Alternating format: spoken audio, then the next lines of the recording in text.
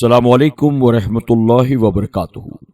میرے پیارے آقا علیہ الصلوۃ والتسلیم کے پیارے دیوانوں، خاتون جنت حضرت فاطمۃ الزہرا رضی اللہ تعالی عنہا کی کنیزوں، ماہ رمضان کیسے گزارے اس درس میں ایک بار پھر آپ تمام کا استقبال ہے۔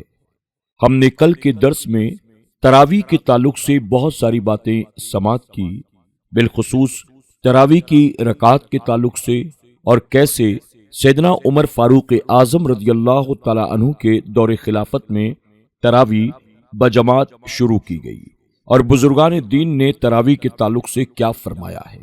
انشاءاللہ آج کے درس میں ہم تراویح کے مزید کچھ فضائل سماعت کریں گے۔ آپ تمام سے گزارش ہے کہ آپ اسے خود بھی سنیں اور اپنے دوست احباب کے ساتھ ضرور شیئر کریں، تاکہ اللہ تبارک و تعالی ہم سب کو ماہ رمضان کے تمام دنوں میں روزہ رکھنے اور ہر رات 20 رکعت تراویح ادا کرنے کی توفیق عطا فرمائے۔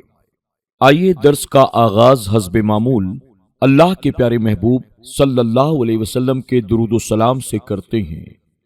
الصلاۃ والسلام علیک یا رسول اللہ، الصلاۃ والسلام علیک یا حبیب اللہ، الصلاۃ والسلام علیک یا نبی اللہ، وعلی آلک واصحابک یا نور اللہ صلی اللہ تعالی علیہ وسلم۔ تراویح کی فضیلت۔ حضرت ابو ہریرہ رضی اللہ تعالی عنہ بیان کرتے ہیں، رسول اللہ صلی اللہ علیہ وسلم نے فرمایا، جس شخص نے ماہ رمضان میں ایمان کے ساتھ اور ثواب کی نیت سے قیام کیا، اس کے پچھلے گناہ بخش دیے جاتے ہیں۔ بخاری شریف جلد اول صفحہ نمبر 269۔ میرے پیارے آقا صلی اللہ علیہ وسلم کے پیارے دیوانوں، خاتون جنت حضرت فاطمۃ الزہرا رضی اللہ تعالی عنہا کی کنیزوں، علامہ نووی رحمۃ اللہ تعالی علیہ فرماتے ہیں کہ اس حدیث میں قیام رمضان سے مراد تراویح ہے۔ احناف کے نزدیک تراویح کی نماز سنت موقدہ ہے۔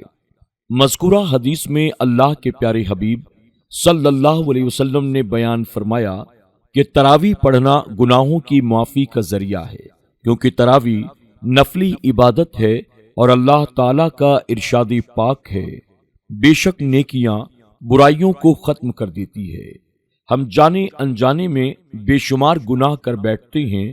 اللہ کے پیارے حبیب صلی اللہ علیہ وسلم نے گناہوں کی معافی کا ایک بہترین نسخہ ہمیں عطا فرمایا۔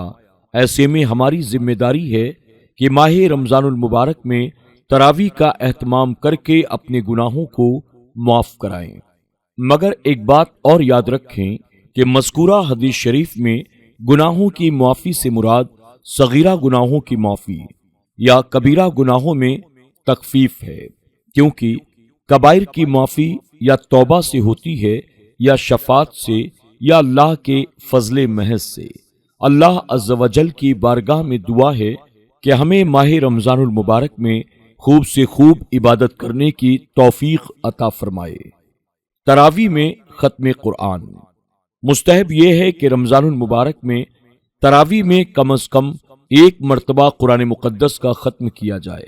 روایت میں صحابہ اکرام رضوان اللہ تعالی علیہم اجمعین کا اس پر معمول بھی منقول ہے اور اس کی تاکید بھی آئی ہے، جیسا کہ حضرت حسن رضی اللہ تعالی عنہ سے روایت ہے کہ جو شخص رمضان میں امامت کرے وہ مقتدیوں پر آسانی کرے، اگر وہ آہستہ قرأت ہو تو رمضان المبارک میں ایک قرآن ختم کرے، اور اگر درمیانی قرأت کرتا ہو تو 1.5 قرآن ختم کرے، اور اگر تیز قرأت کرتا ہو تو رمضان المبارک میں 2 قرآن ختم کرے۔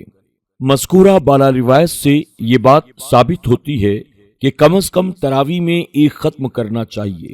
اسی طرح ایک اور روایت میں حضرت ابو عثمان بیان کرتے ہیں کہ حضرت عمر رضی اللہ تعالی عنہ رمضان میں 3 قاری نماز پڑھانے کے لیے مقرر فرماتے، جو سب سے تیز قرأت کرنے والا ہوتا اس کو ایک رکعت میں 30 آیات پڑھانے کا حکم دیتے، درمیانی رفتار سے قرأت کرنے والے کو 25 آیات پڑھنے کا حکم دیتے اور آہستہ قرات کرنے والے کو 20 آیات پڑھانے کا حکم دیتے۔ لہذا ہمیں بھی کم از کم تراویح میں ایک ختم قرآن کر ہی لینا چاہیے، اور اللہ تعالیٰ توفیق دے تو 2 یا 3 بھی ختم کر لیں۔ اللہ تعالیٰ کی بارگاہ میں دعا ہے کہ ہمیں اس کی توفیق عطا فرمائے، آمین یا رب العالمین۔ حضور نبی رحمت صلی اللہ علیہ وسلم اور ماہ رمضان کا آخری عشرہ۔ رمضان المبارک کے پورے مہینے میں نبی کونین صاحب قاب و قوسین صلی اللہ علیہ وسلم خوب عبادت کرتے تھے، لیکن رمضان المبارک کے آخری عشرے میں دیگر امور سے اپنی توجہ ہٹا کر خصوصی طور پر عبادت میں لگ جاتے، جیسا کہ ایک حدیث شریف میں ہے کہ محبوب رب العالمین صلی اللہ علیہ وسلم ماہ رمضان کے آخری 10 دنوں کے اندر جتنی عبادت کرتے تھے دوسرے ایام کے مقابلے میں وہ بہت زیادہ ہوتی۔ اسی طرح ایک اور حدیث مبارکہ حضرت عائشہ صدیقہ رضی اللہ تعالی عنہ سے مروی ہے، وہ فرماتی ہیں جب ماہ رمضان کا آخری عشرہ آتا تھا تو حضور اقدس صلی اللہ علیہ وسلم اپنے تہبند کو مضبوط باندھ لیتے تھے اور رات بھر عبادت کرتے تھے اور اپنے گھر والوں کو عبادت کے لیے جگاتے تھے۔ بخاری شریف جلد اول صفحہ نمبر 271۔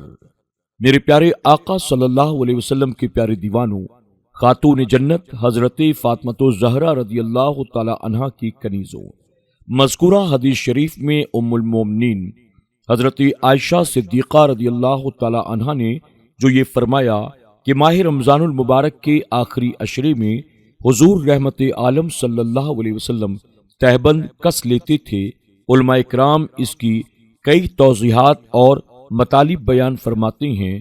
تہبند کس لینے کا ایک مطلب تو یہ ہے کہ خوب محنت اور کوشش سے عبادت کرتے تھے اور شب بھر جاگتے تھے اور آرام وغیرہ کا خیال نہ فرماتے تھے، اور اس کا دوسرا مطلب یہ ہے کہ ماہ رمضان المبارک کے آخری عشرے میں رحمت عالم صلی اللہ علیہ وسلم اپنی ازواج کے قرب سے بھی گریز کرتے، کیونکہ ساری رات عبادت میں گزر جاتی تھی اور اعتکاف بھی ہوتا تھا۔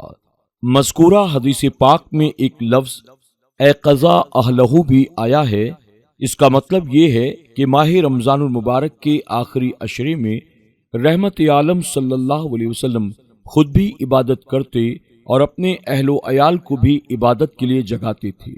معلوم یہ ہوا کہ ماہ رمضان المبارک کے آخری عشرے میں ہمیں خود بھی عبادت کرنا چاہیے اور اپنے اہل و عیال کو بھی عبادت کے لیے آمادہ کرنا چاہیے۔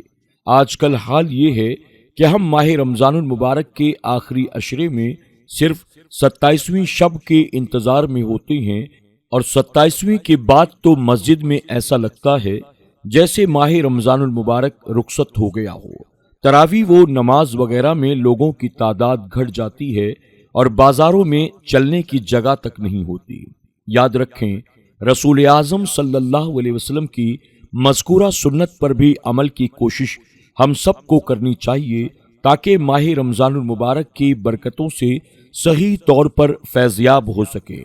میں یہ نہیں کہتا کہ ماہ رمضان المبارک میں اپنے اور اپنے اہل و عیال وغیرہ کے لیے خرید و فروخت نہ کریں، بلکہ مقصود یہ ہے کہ صرف اسی میں اپنا وقت ضائع نہ کریں، بلکہ عبادت و ریاضت کے لیے بھی وقت نکالیں اور آخری عشرے میں خوب سے خوب عبادت و ریاضت کرنے کی کوشش کریں، اور اس بات کا بھی خیال رکھیں کہ صرف تنہا عبادت کر کے اپنی اولاد کو کھیل کود کے لیے نہ چھوڑ دیں، بلکہ ان کو عبادت کے لیے آمادہ کریں، جگائیں، قرآن شریف کی تلاوت، توبہ اور استغفار، نوافل کی کثرت وغیرہ پر آمادہ کریں۔ انشاءاللہ یہ تربیت ہماری اولاد کے لیے اور ہمارے لیے بھی مفید ہوگی، اور ہمارے مرنے کے بعد اولاد اگر اس پر قائم رہی تو انشاءاللہ اس کا فائدہ ہمیں بھی ضرور پہنچے گا۔ ماہ رمضان اور سخاوت۔ میرے پیارے آقا صلی اللہ علیہ وسلم کے پیارے دیوانوں، خاتون جنت حضرت فاطمہ الزہرا رضی اللہ تعالی عنہا کی کنیزوں، ماہ رمضان المبارک کے آتے ہی لوگوں کے دلوں میں جذبہ سخاوت بھی بیدار ہو جاتا ہے۔ غریب ہو یا امیر، ہر کوئی سخاوت کے جذبے سے سرشار ہو جاتا ہے۔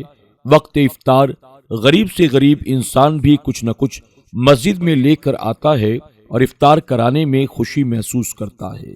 اسی طرح سرمایہ دار بھی ہر طرف نعمتیں خداوندی کو تقسیم کر کے ثواب کمانے میں مصروف ہوتا ہے اور غریبوں کی جھولیوں کو بھرنے میں لگ جاتا ہے۔ اللہ تبارک و تعالی ماہ رمضان المبارک کی برکتیں ہر ایک پر بکھیرتا ہے۔ دیکھیے، جو نعمتیں غریب سال بھر چکھ تک نہیں سکتا، وہ نعمتیں غریب کے دسترخوان پر بھی نظر آتی ہیں۔ آخر یہ برکتیں ماہ رمضان المبارک میں کیوں کر میسر آتی ہیں؟ وجہ ظاہر ہے کہ جب اللہ تبارک و تعالیٰ کے فرمان پر اس کے بندوں میں سے 80% مسلم بندے عمل پیرا ہوں تو اللہ تبارک و تعالیٰ کیوں کر برکتیں نازل نہ فرمائے گا؟ میں یقین کے ساتھ کہتا ہوں، اگر امت مسلمہ سال بھر احکام خداوندی اور فرمان رسالت مآب صلی اللہ علیہ وسلم کی بجا آوری میں مصروف رہے تو سال بھر برکت ہی برکت نظر آئے گی انشاءاللہ۔ بہت سارے اعمال بندے جزا و سزا سے بے خبر ہو کر یوں ہی کر گزرتے ہیں، حالانکہ قرآن مقدس ان اعمال کی جزا و سزا کا تصور پیش کرتا ہے۔ آئیے ہم قرآن مقدس کی روشنی میں اللہ کی راہ میں اس کی رضا کی خاطر خرچ کرنے کی فضیلت معلوم کریں، تاکہ آج کے بعد جب اللہ کی رضا کی خاطر کوئی چیز خرچ کریں تو مولا کا فرمان پیش نظر ہو۔ اللہ تبارک و تعالی قرآن مقدس میں ارشاد فرماتا ہے، مفہوم: اے ایمان والو، اپنی پاک کمائیوں میں سے کچھ دو۔ سخاوت، جود، بخل اور شح میں فرق۔ میرے پیارے آقا صلی اللہ علیہ وسلم کے پیارے دیوانوں، خاتون جنت حضرت فاطمۃ الزہرا رضی اللہ تعالی عنہا کی کنیزوں، سخاوت یہ ہے کہ اپنا مال اپنے اوپر بھی خرچ کرے اور دوسروں پر بھی خرچ کرے۔ جود یہ ہے کہ خود فائدہ نہ اٹھائے بلکہ صرف دوسروں کو اپنے مال سے فائدہ پہنچائے۔ بخل یہ ہے کہ اپنے مال سے خود متمتع ہو اور دوسروں کو اس سے فائدہ نہ پہنچائے۔ شح یہ ہے کہ نہ خود متمتع ہو اور نہ دوسروں کو متمتع ہونے دے۔ انفاق کی دو قسمیں۔ اللہ تبارک و تعالیٰ کی راہ میں جائز کمائی کو خرچ کرنے کو انفاق کہتے ہیں۔ انفاق کی دو قسمیں: انفاق واجبہ، انفاق نافلہ۔ انفاق واجبہ اس میں زکوٰۃ، عشر، صدقہ فطر اور دیگر ایسے صدقات شامل ہیں جن کا ادا کرنا صاحب نصاب پر فرض یا واجب ہوتا ہے۔ انفاق نافلہ اس میں صدقات واجبہ کے علاوہ انفاق کی تمام جائز صورتیں شامل ہیں۔ میرے پیارے آقا صلی اللہ علیہ وسلم کے پیارے دیوانوں، قرآن مقدس میں انفاق پر بے حد زور دیا گیا ہے اور انفاق کے فضائل مختلف انداز سے بیان کیے گئے ہیں، نیز بے حساب فوائد کا ذکر بھی کیا گیا ہے تاکہ ایک بندہ مومن انفاق کے ذریعے مولا کی رحمتوں کا حقدار بن سکے اور غربا کی دعائیں لے کر اپنی تقدیر کو سنوار سکے۔ میرے پیارے آقا صلی اللہ علیہ وسلم کے پیارے دیوانوں، خاتون جنت حضرت فاطمۃ الزہرا رضی اللہ تعالی عنہا کی کنیزوں، آج کے درس میں بس اتنا ہی۔ انشاءاللہ مزید اللہ کی راہ میں خرچ کرنے کے تعلق سے کچھ اہم باتیں ہم کل کے درس میں سماعت کریں گے۔ تب تک کے لیے ہمیں اجازت دیں۔ السلام علیکم ورحمۃ اللہ وبرکاتہ۔